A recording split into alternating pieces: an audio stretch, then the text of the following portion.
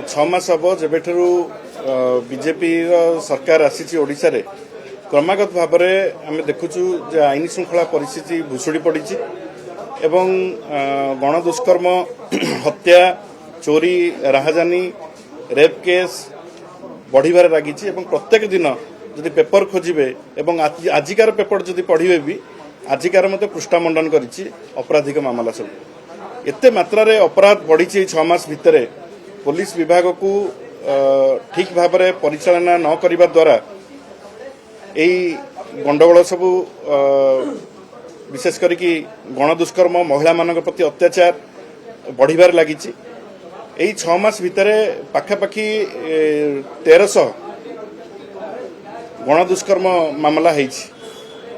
एवं 550 रु ऊर्ध्व हत्या मामला होइछि एवं 50 रु ऊर्ध्व धर्म को लेकिन गंडगोल होइछि एवं दंगा मध्य विभिन्न जगार बालेश्वर भद्रक एभली विभिन्न जगार बलांगीर दंगा मध्य सृष्टि होइछि किंतु पुलिस रो कार्यानुष्ठान से भली ढंगरे हेउनाई आमे देखिचु जे जाजपुर घटना रे किभली भाव में पुलिस एकपाखिया भाव में तदंत करुच्ची एवं एकपाखिया भाव में आरेस्ट मध्य करिछि किछि लोकंक पई विशेष करके जो घटना रे बीजेपी रो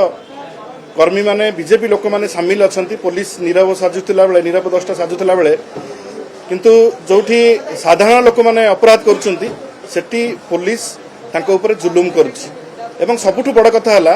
कुचिंडा भाया जगार जो गोटे गण दुष्कर्म घटिला सेठी मंत्री पाख लोक मैंने घटना घटेले गण दुष्कर्म को गोटे अपहरण नाटक करके पुलिस एफआईआर करथिला आमर फैक्ट फाइंडिंग टीम गला परे ताकू गण दुष्कर्म मामला करागला कटक रे जो स्टूडेंट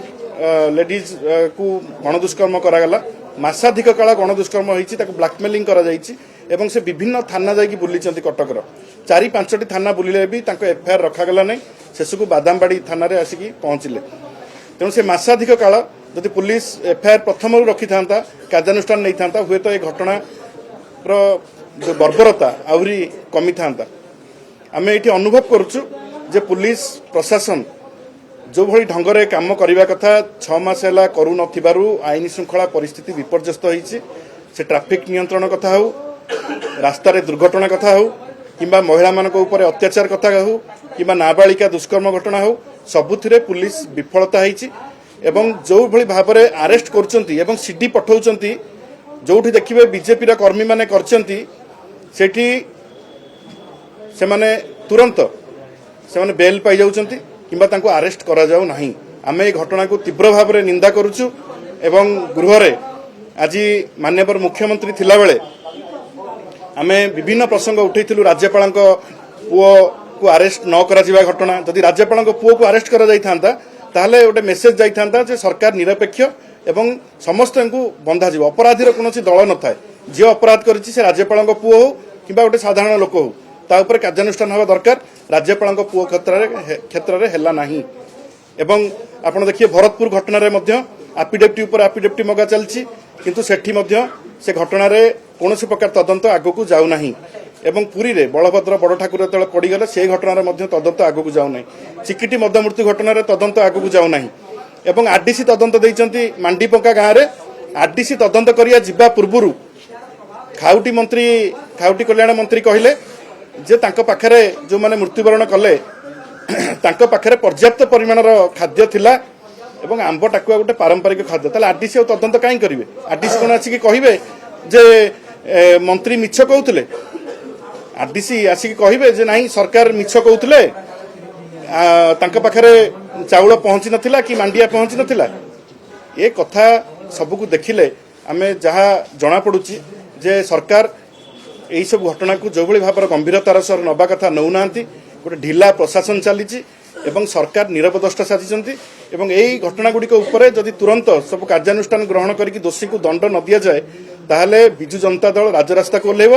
एवं ओडिशावासी बिजु जनता दल सब लड़ी आसी आउ गोटे कथा मुझे कही रखे जो डीजी सम्मेलन होता है सीआरपीएफ डीजी कहले एवं नवीन बाबू को प्रशंसा कले नवीन बाबू सरकार बेले माओवादी जो आक्रमण एवं माओवादी जो ओडिशा रे तांकर एस्टाब्लिशमेंट সেটা কমিছি ওড়িশারে মাଓ প্রবণ এরিয়া যে ଥିଲା সেটা কমিছি এবং ওড়িশারে মাଓବାଦୀଙ୍କ সংখ্ୟା কমিছি এবং নবীন বাবুଙ୍କୁ ସେ ଧନ୍ୟବାଦ ମଧ୍ୟ ଦେଇଥିଲେ।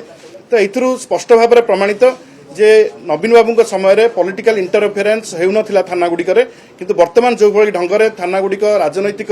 ଚାପରେ କାମ କରୁଛନ୍ତି ପୋଲିସ ଅଫିସରମାନେ ଏବଂ ବିଜେପିର କର୍ମୀମାନେ ଯେଉଁଭଳି ଭାବରେ ଥାନାରେ ପଶିକି ଗଣ୍ଡଗୋଳଠୁ ଆରମ୍ଭ କରିକି ମାରପିଟଠୁ ଆରମ୍ଭ କରିକି ଚାପ ସୃଷ୍ଟି କରୁଛନ୍ତି, ୟାକୁ ଆମେ ଦୃଢ଼ ନିନ୍ଦା କରୁଛୁ।